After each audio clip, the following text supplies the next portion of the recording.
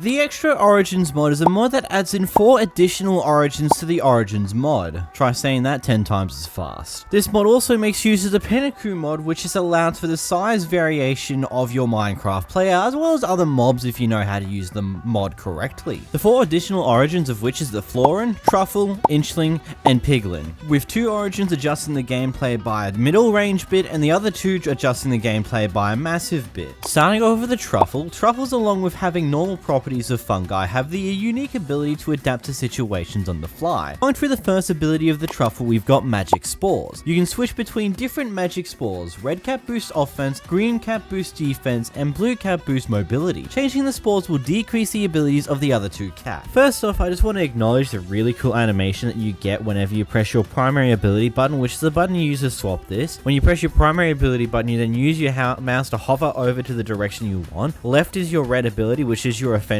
ability. Right is your green ability, which is your defensive ability. And going upwards is your blue ability, which is your mobility ability. Basically, whenever you get your offensive ability, basically you can do roughly around double damage overall. When it comes down to your defensive ability, you take about half the amount of damage you usually would too. As well as when you're in your speed ability, you are a lot faster, as well as you can do like jump 2/jump 3 at the same time. Overall, really cool ability. Moving into our next ability, we've got Infestation Sneak. Using on a soil block with an empty hand will turn into mycelium at the cost of some food. Okay, I just want to clarify, the exact way I just said the description is literally how it's put into the actual origin itself on this mod. So funny piece of grammar error. But weird grammar issues aside, basically speaking, whenever you're holding down your shift button, if you right click on a piece of dirt that has no form of grass on top of it, actually I think it might work with grass on top of it as well, it will put mycelium on top instead. Big bit of issue though, it will consume a crap ton of your hunger. About 4 blocks will literally consume your entire hunger bar, so be very aware of that one as an issue. The next ability we have is Rooted. You gain buffs based on the spore you have active when you're standing on mycelium. Red cap increases attack speed, green cap grants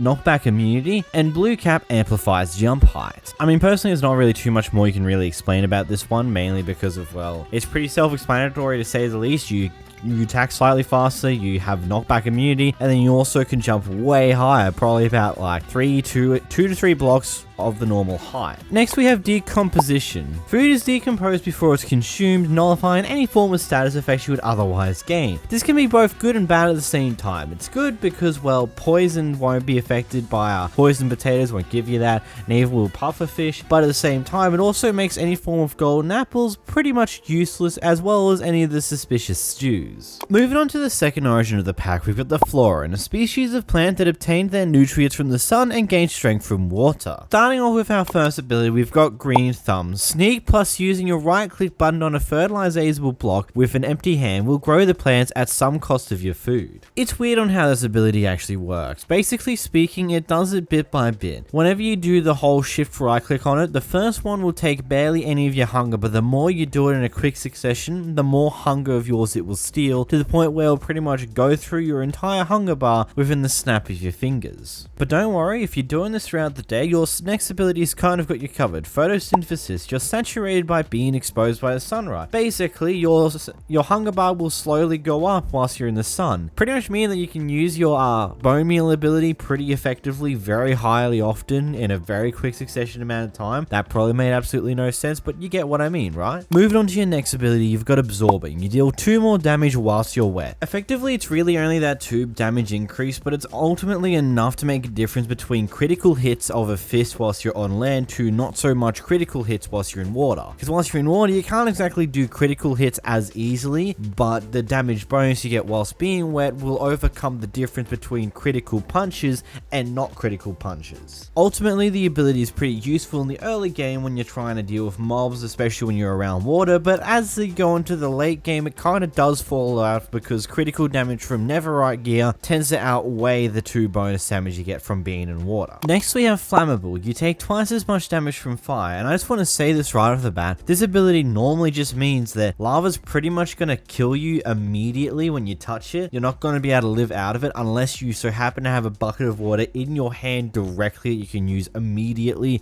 otherwise you're doomed. This ability does not fall off and will be a continuous pain in your backside over time. The next ability we have is the 𝓽𝓱𝓲𝓷𝓴𝓼 ability, which means you can only consume honey bottles. Really, at the end of the day with this origin, I don't think what food you can consume really matters too much, because whenever you're outside in the sun, you'll be gaining hunger in the first place. So really the only issues will come in whenever it's nighttime. Other than that, you won't really have too much of a food problem overall. It just kinda sucks to lose out on the golden apple abilities. Next we have the Inchling origin, a subspecies of humans that are incredibly small. They utilize their size to hide from enemies and navigate small spaces. Starting off with the first yet major ability is the bite-sized ability. You are 4 times smaller than the regular person, you have 5 less hearts, 0.5% more attack speed, but 0.25 less attack range, and 1 less build range. Basically, you attack faster than the usual Minecraft player, but you have a slightly smaller range than a usual Minecraft player, as well as building is going to be a little less fun because you can't reach as high, and then of course the added little thing that you're only half a block tall, which is both good and bad at the same time. It means you can get into some pretty interesting spaces, but it also means that you can't exactly jump up blocks too easily. But next we have the Nimble ability. You're immune to Florans and velocity based damage. You're also not slowed down at all by blocks such as sweet berry bushes or cobwebs, and then you can also walk on powdered snow. In the most simple sense of it all, you pretty much get to avoid all the annoying little inconveniences in the Minecraft world, whether it be a little bit of extra damage, fall damage, kinetic damage based on elytra, any form of slowdown blocks, and etc, etc. Overall, just a nice quality of life ability. Next, you have small appetite. You exhaust much slower than others, thus requiring you to eat less overall. Again, just another useful convenience ability that just makes it so that because you're smaller, you don't need to eat as much. Food's not going to be as much as an issue as normal, and it basically just allows you to have a wee bit more fun. And to add on top of it, there's never any easy way to actually demonstrate this ability. Moved on to the next ability, we've got the climbing ability. You're able to climb up any kind of wall, not just ladders. Practically, you treat the world as if it's your ladder. You can't jump high enough to get over any form of block, so instead you choose to climb up said block. Then we have the jockey ability, where you have the ability to ride on top of other players. Overall, it's just a nice little added thing there. If you're, let's say, your friends in elytra, it's going to be a cool way for you to get around pretty easily, etc, etc. Just something cool to have on top of it. Next up, we have the Piglin origin. Natures of the Nether, Piglins are very fond of gold and are experts at using it. Starting off with our first ability, we've got all that glitters. Golden tools deal extra damage and golden armor has additional protection. Golden equipment also lasts much longer, but non-golden and non-netherite equipment breaks faster than usual. Netherite armor also gives a small speed boost. Just to give a basic understanding of how drastic of a boost that you get with your golden tools, a golden pickaxe, bog standard, no enchantments whatsoever, will be able to mine around 576 different blocks before it actually breaks,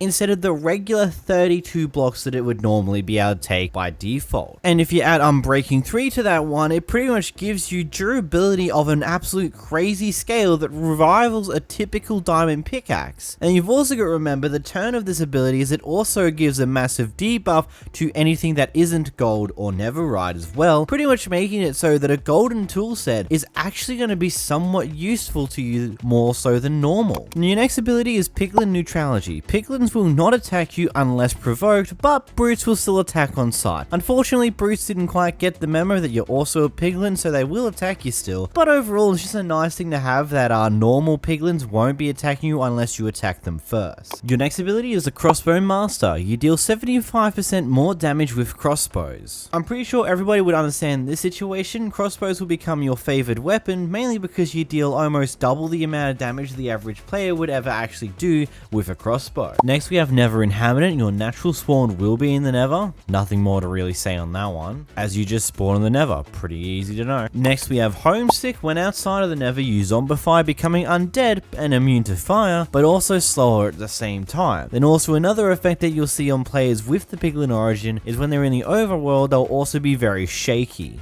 Next we have Carnival. Your diet is restricted to meat and you cannot eat vegetables whatsoever. Overall, not too great of a downside. It's not going to be game ending. It just pretty much gets rid of most vegetables, which a majority of it isn't exactly great saturation food aside from golden carrots. It also removes golden apples from your palette of special things you can need, but again, you can always replace them with potions. Next, we have Flabby. You have 2 less hearts than the health of humans. Again, pretty self-explanatory. Don't need to know more about that one, really. And then we have Soul Spooked. You're afraid of soul fire, becoming weak whenever near it. Basically, if you're within around 9 blocks of soul fire, you'll have weakness 3 applied to you automatically. Once you get out of that 9 block range, you'll go back to normal. But again, just pretty much avoid Soul of Sand Valleys as there's fire all around that area, and you'll just have an indefinite 3 weakness at all the times. Either way, make sure to click this video on screen where we go through the Origins plus Starter Pack mod.